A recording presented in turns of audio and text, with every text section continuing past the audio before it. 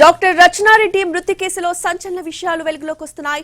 Engagement జరిగిన అబ్బాయితో మనస్పర్ధలున్నట్టుగా తెలుస్తోంది. రచనారెడ్డి కొద్ది రోజులుగా డిప్రెషన్ లో ఉందని చెప్తున్నారు. BHL HIGకి చెందిన రచన MBBS పూర్తి చేసింది. ఖమ్మంలో పీజీ చేస్తూ బాచుపల్లి మమతా హాస్పిటల్లో ఇంటర్న్షిప్ చేస్తోంది. ఇంటి నుంచి ఫ్రెండ్స్ ను కలిసేందుకు బయటకు వెళ్లింది రచనారెడ్డి. ఔటర్ రింగ్ రోడ్ లో కారు పక్కన ఆపుకుని ఆత్మహత్య చేసుకుంది. చేతికి మత్తు ఇంజెక్షన్ తీసుకుని కారులోనే బలవన్మరణానికి పాల్పడింది. నవంబర్లో రచనారెడ్డికి ఎంగేజ్మెంట్ జరిగింది. మార్చిలో పెళ్లి ఉందనగా ఇంతలోనే బలవన్మరణానికి పాల్పడింది. పటాన్ చెరువు ఏరియా ఆసుపత్రిలో రచనారెడ్డి మృతదేహం ఉంది. అయితే ఇప్పటి వరకు పోలీసులకు ఫిర్యాదు చేయలేదు రచనారెడ్డి పేరెంట్స్.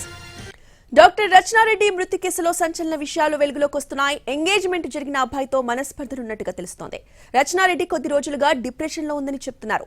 BHL HIGకి చెందిన రచన MBBS పూర్తి చేసింది. ఖమ్మంలో పీజీ చేస్తూ బాచుపల్లి మమతా హాస్పిటల్లో ఇంటర్న్షిప్ చేస్తోంది. ఇంటి నుంచి ఫ్రెండ్స్ ను కలిసేందుకు బయటకు వెళ్లింది రచనారెడ్డి. ఔటర్ రింగ్ రోడ్ లో కారు పక్కన ఆపుకుని ఆత్మహత్య చేసుకుంది. చేతికి మత్తు ఇంజెక్షన్ తీసుకుని కారులోనే బలవన్మరణానికి పాల్పడింది.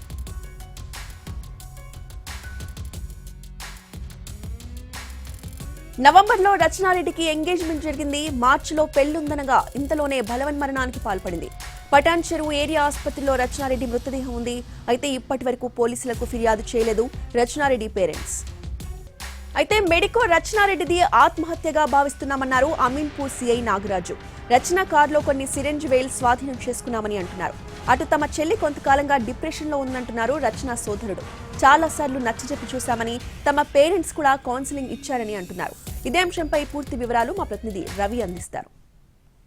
అమీన్పూర్ PS పరిధిలో నిన్న మెడికో స్టూడెంట్ రచనారెడ్డి అనుమానాస్పద స్థితిలో మృతి చెందింది. మృతదేహాన్ని స్వాధీనం చేసుకుని కేసు దర్యాప్తు చేసిన తర్వాత ఆత్మహత్యగా తేల్చారు పోలీసులు. ప్రస్తుతం మనతో పాటు ఉన్నారు. సో నిన్న ఏం జరిగింది సార్? రచనారెడ్డి ఏ స్థితిలో డెడ్ బాడీ లభించింది, ఆ తర్వాత సూసైడ్గా ఎలా తేలింది?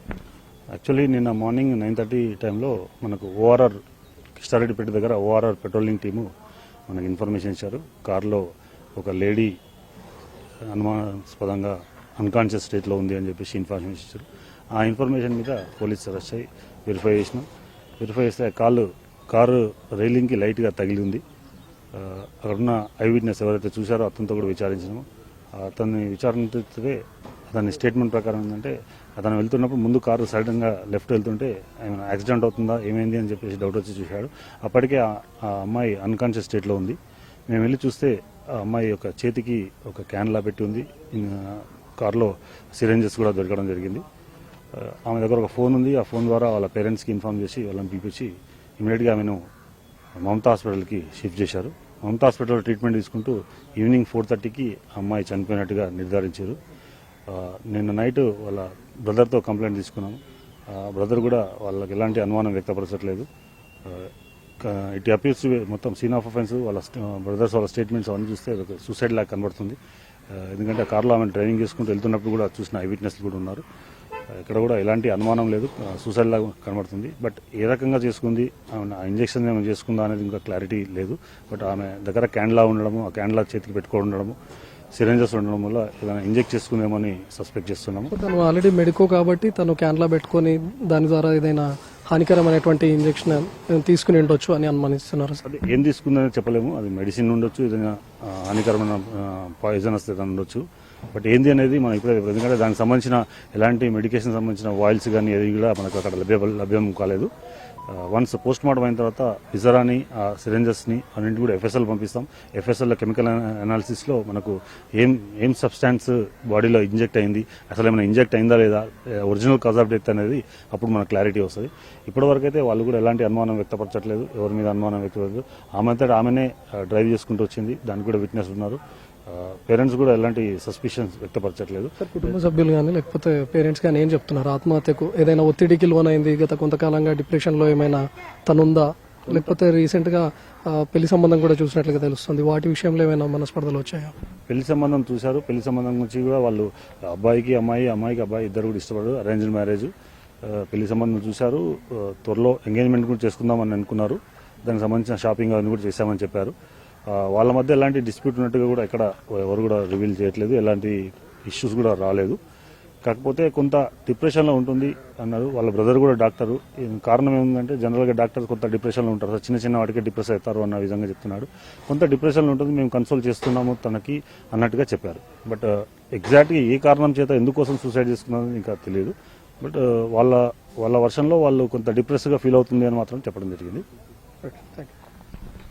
సో నిన్న కుటుంబ సభ్యులను కూడా విచారించారు. వాళ్ళు కుటుంబ సభ్యులు కూడా చెప్తా ఉన్నారు ఎలాంటి అనుమానం లేదు, ఖచ్చితంగా సూసైడ్ అని నిర్ధారిస్తున్నారు. మరోవైపు పోలీసులు కూడా ఘటనా స్థలంలో దొరికినటువంటి సిరింజెస్ ను వాటన్నిటిని స్వాధీనం చేసుకుని FSL కు పంపించామని చెప్తున్నారు. దాంట్లో ఎలాంటి ఇంజెక్షన్స్ తీసుకొని ఆత్మహత్యకు పాల్పడింది అనేది మేము ఇప్పుడే తేల్చలేము. FSL రిపోర్ట్ రావాలి, అదేవిధంగా పోస్ట్మార్టం రిపోర్ట్ కూడా రావాలని చెప్తున్నారు. ఒకవైపు కుటుంబ సభ్యులు కూడా చెప్తున్నారు కొంతకాలంగా డిప్రెషన్లో ఉంది కాబట్టి వ్యక్తిగత కారణాల కారణంతోనే తను సూసైడ్ చేసుకుని ఉండొచ్చు అని కుటుంబ సభ్యులు, అదేవిధంగా రచనారెడ్డి బ్రదర్ చెప్తున్నారు. కెమెరామెన్ రాజా రమేష్తో రవికుమార్, NTV, పటాన్చెరు నుంచి. తమ సోదరి రచనారెడ్డి కొంతకాలంగా డిప్రెషన్ లో ఉందన్నారు రచన సోదరుడు. చాలా సార్లు నచ్చజెప్పామని, తమ పేరెంట్స్ కౌన్సిలింగ్ కూడా ఇచ్చారని అంటున్నాడు.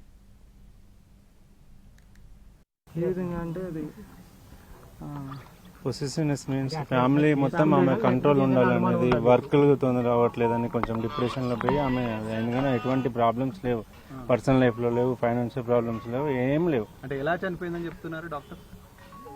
ఆమె వాంటెడ్ గా ఇంజక్షన్ తీసుకుంది. మీకు ఎవరి మీద అనుమానం లేవు, ఎటువంటి చెప్పిందా ఇంతవరకు మొన్నటి నుంచి? లేవు. వెళ్లే ముందు కూడా హ్యాపీగానే వెళ్ళింది. డిప్రెషన్ అంటే ఎట్లా, ఏ విధంగా ఉంది? అన్నోన్ కండిషన్స్ వల్ల సూసైడ్ చేసుకుంటున్నారు. మేబీ అది కొందరు స్టేటస్ పెట్టడం వల్ల ఏమో అది ఈజీ అయిపోతున్నాయి. సో అలాంటి సిచ్యువేషన్ నేను కూడా డాక్టర్స్ పేజ్లో కానీ బయట ఎక్కడ కానీ చూస్తున్నాను. అది ఆల్ ఆఫ్ సడన్ ఎందుకు అవుతారో, ఎంత స్ట్రాంగ్ ఉంటారో, ఎంత నవ్వుతుంటారో అది తెలియకుండా అయిపోతుంది. ఆల్ ఆఫ్ సడన్ అంటే మైండ్లో వే ఆఫ్ అంటే ఇంజెక్షన్ ఇచ్చే ముందు కూడా ఇక్కడ ఒకటి అది పెట్టుకొని క్యానన్ పెట్టుకొని ఇచ్చుకుందంటున్నారు. రెగ్యులర్ గా తన ఆ విధంగా చేస్తుంటారు. అసలు ఇప్పటిదాకా అలాంటి థాటే లేదు అసలు తనకి. ఇప్పటిదాకా రెగ్యులర్ గా అసలు ఎటువంటి మెడికేషన్ కూడా తను తీసుకోదు. అనెస్థీషియా బాటిల్ తన దగ్గర ఉందా అండి? నాకు తెలియదు అండి అది అసలు ఎలా వచ్చింది ఏంటి అని కూడా తెలియదు అసలు.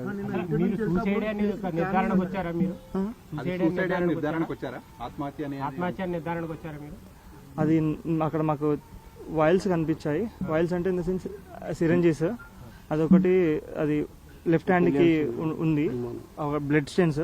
ఇప్పుడు చూసినప్పుడు కొంచెం డౌట్ఫుల్ ఉంటే కారు చెక్ చేస్తే పోలీస్ వాళ్ళు అది చూశారు. అక్కడ నుంచి మేము CPR చేసుకుంటూ మమతా మెడికల్ కాలేజ్ తీసుకెళ్ళాము. సూసైడ్ అని నిర్ధారణకు వచ్చారు సార్. సూసైడ్ అని అసలు లేవండి, ఎప్పుడు కాలేదు. All of sudden like suicide అంతా నార్మల్గా ఉంటా, ఎందుకు చేసుకుంటారో ఎవరికి రీజన్ తెలియదు. కొందరు ఈజీ అనుకుంటున్నారు, కొందరు హార్డ్ అనుకుంటున్నారు. అంటే పెళ్లి నచ్చట్లేదు అని లేదు, పెళ్లి గురించి అసలు టాపిక్. అమ్మాయి ఇంటెన్షన్ ఎవరికి తెలియదు సార్. లాస్ట్ మినిట్ వరకు కూడా హ్యాపీగా ఉన్నారు. ఎందుకు జరిగిందో ఎలా జరిగిందో ఎవరికి తెలియదు. ఎవరి మీద అనుమానాలు లేవు. మాకు ఎవరి మీద సస్పెక్ట్ చేయాల్సింది అబ్బాయి తరపున లేదు, అమ్మాయి తరపున లేదు, ఫ్యామిలీ తరపున లేదు, ఫైనాన్షియల్ ప్రాబ్లం లేదు, ఫ్రెండ్స్ తో కూడా హ్యాపీగా ఉంది. ఇంట్లో నుంచి ఎక్కడి నుంచి డౌట్స్ లేవు, ఎక్కడి నుంచి లేవు డౌట్స్ లేవు. మీతో ఏదైనా చెప్పుకుంటారా? మీరు సొంత తమ్ముడు మీతో ప్రతిదీ షేర్ చేసుకునేదండి, ఏం లేదు. నేను అన్నయ్యని ప్రతిదీ షేర్ చేసుకుంటుంది నాతో. అంతకుముందు అయిన సిచ్యువేషన్స్ కానీ ఏదైనా నా హెల్ప్ తీసుకుంటా. నాకు ఆ సెకండ్ వరకు కూడా కాల్ చేసింది.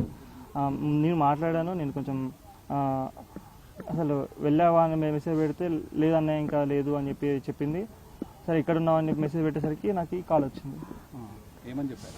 ఈ విధంగా జరిగింది. చివరిగా ఏం మాట్లాడారు? ఇంట్లో కానీ మీతో కానీ లాస్ట్ కాల్ నేను కొంచెం మోటివేషన్ ఇచ్చాను. డ్యూటీకి వెళ్ళు, కొంచెం వర్క్ ఫీలింగ్ సాడ్ కదా.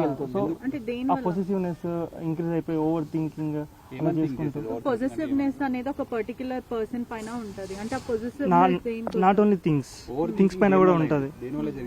Shopping, stress